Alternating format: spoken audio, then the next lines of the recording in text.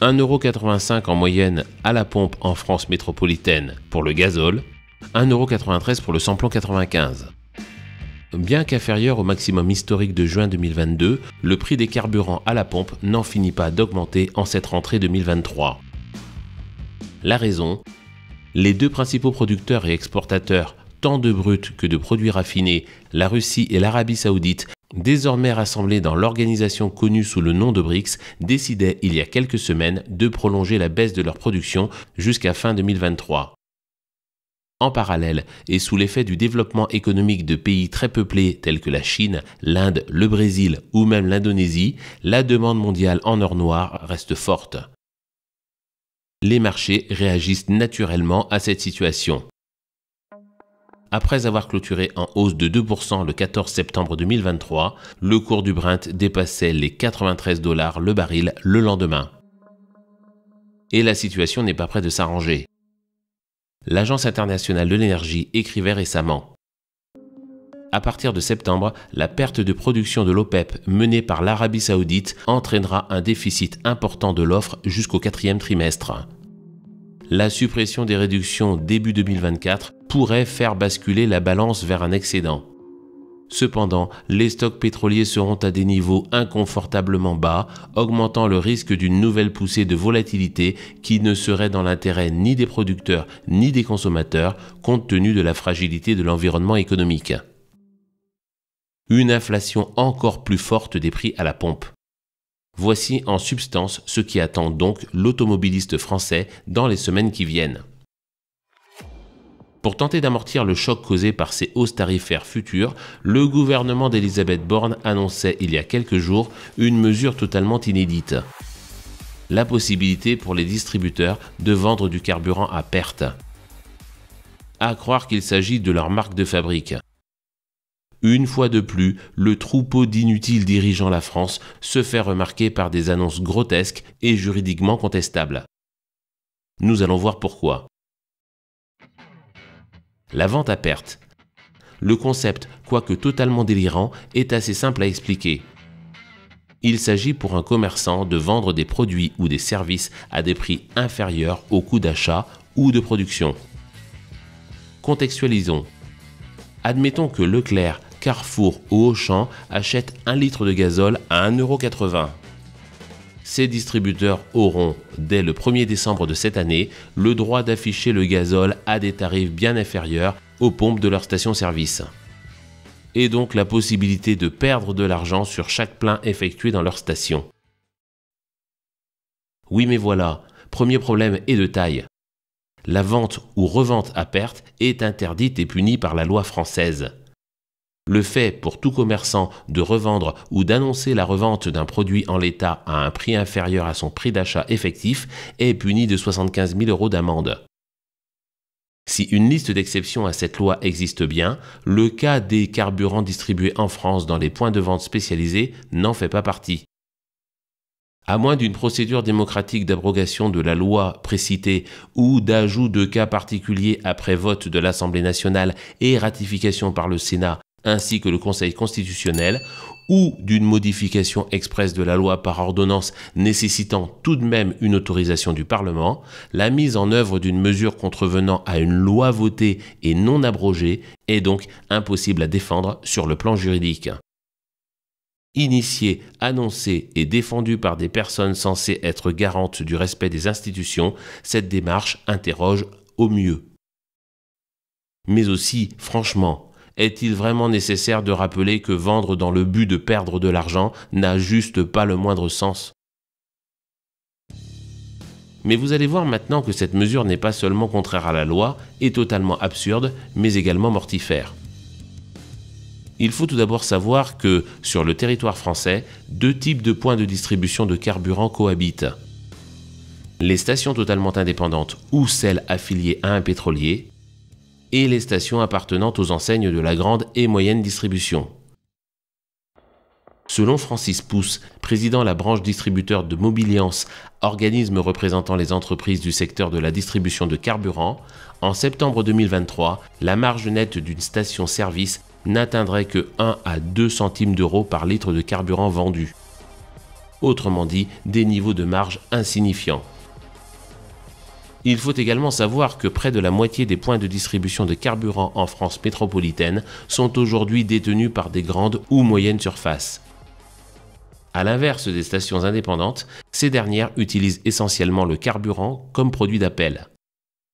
Autrement dit, la vente de gazole ou de samplon n'a qu'un seul but, attirer ensuite le client à l'intérieur du magasin, là où il pourra remplir son caddie de produits générant des marges bien plus confortables pour l'enseigne. Lorsque la revente de carburant à perte dans les stations-service des grandes et moyennes surfaces sera appliquée, il n'est pas difficile de deviner ce qui arrivera. Perdant de l'argent sur les carburants, ces magasins se hâteront de récupérer ces marges négatives sur d'autres produits encore plus essentiels. En d'autres mots, chaque centime perdu sur la vente d'essence ou de gazole se verra compensé par une hausse globale du prix des pâtes, des bananes ou de la lessive. Avec in fine l'application d'une mesure non seulement inutile mais aussi totalement injuste. Dorénavant, tous les consommateurs, possesseurs ou non d'une automobile, subiront de manière détournée la hausse du prix des carburants. Mais aussi, les courageux patrons tenant à bout de bras leurs stations-service indépendantes et déjà écrasés par des niveaux de taxes démentiels ainsi que par la concurrence déloyale de la grande distribution, n'avaient vraiment pas besoin de ce cadeau empoisonné de l'État. Comme déclarait le même Francis Pousse, à juste titre très inquiet, cette mesure résonne comme un arrêt de mort pour ces professionnels. Ni plus ni moins. Car il faut comprendre que ces stations, au contraire des grandes surfaces, n'ont ni la trésorerie ni les activités parallèles suffisantes pour se permettre de vendre à perte.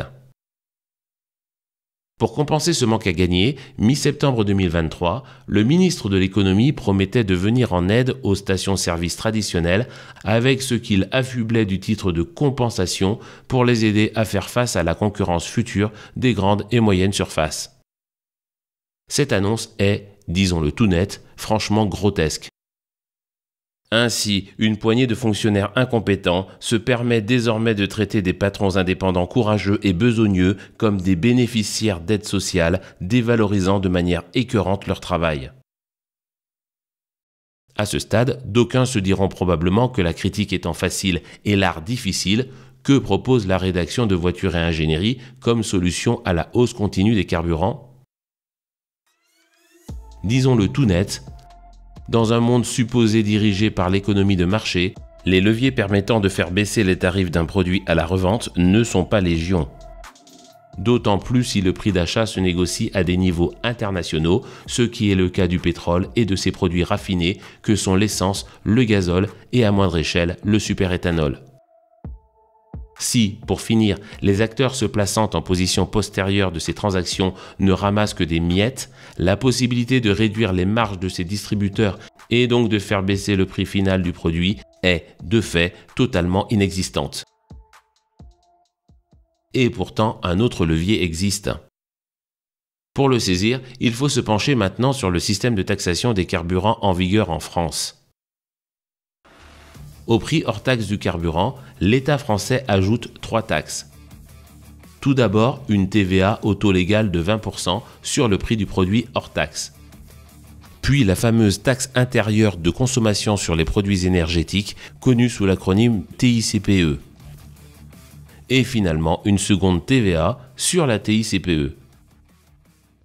À titre d'exemple, sur le mois d'avril 2023, le cumul de ces taxes atteignait 90,7 centimes d'euros sur le litre de gazole, soit un niveau de taxation par rapport au prix hors taxe correspondant à 104,4%. Au lieu de proposer la mesure grotesque, inique et contraire à toute logique économique sujet de cette émission, puis de balancer de manière dédaigneuse une cuisse de poulet avariée aux distributeurs indépendants, la clique de dirigistes sévissante en France eût donc pu actionner le levier de la baisse des taxes. Seulement voilà, l'heure n'est pas aux cadeaux fiscaux, loin s'en faut. Car rappelons que ces empereurs de la gestion budgétaire ont tout de même réussi à augmenter la dette française de la valeur totalement démentielle de 40% en à peine 6 ans. Pire, on s'aperçoit que la dette du pays étant détenue à plus de 50% par des créanciers extérieurs, situation la plus grave qui soit, renégocier, voire même faire défaut sur celle-ci est juste impossible. Et que donc, plus de 50% de la dette se devra d'être remboursée sous une forme ou sous une autre. Songez que dorénavant, le premier poste de dépense de l'État français est constitué du service de la dette, autrement dit des intérêts payés à ses créanciers. Et la situation ne risque pas de s'arranger, bien au contraire. Le site internet gouvernemental officiel détaillant le budget de l'État voté pour 2023 ne laisse aucun doute à ce sujet. Les projections pour l'année font état d'un déficit prévisionnel de plus de 164 milliards d'euros. Avec ce marasme financier en toile de fond et en réponse aux annonces de mesures absurdes, mortifères et dédaigneuses de fonctionnaires peinant à cacher leur incompétence crasse, le réel spécialiste de la question, Patrick Pouyanné, président de Total Energy, reprenait en chœur un refrain entendu depuis de la bouche de la quasi-totalité de ses concurrents, grandes et moyennes surfaces incluses. 1,99 €, je ne descendrai pas plus bas. C'est déjà un effort important. Et concluait: vous vendez souvent à perte, vous, des produits? Un peu de bon sens, voilà, merci. Merci à tous d'être fidèles à cette chaîne. Merci également à tous les donateurs. Si vous souhaitez vous aussi soutenir financièrement la chaîne, il vous est possible d'effectuer un don. Deux solutions s'offrent à vous. La première, il vous suffit de cliquer sur le lien dédié à l'intérieur du bandeau. La seconde, il vous est désormais possible d'utiliser les Super Thanks YouTube en cliquant sur le bouton Merci sous chacune des vidéos de cette chaîne.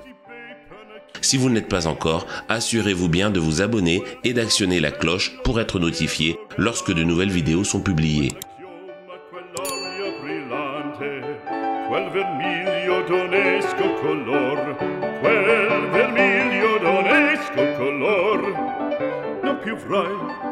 Quei penachini, quel cappello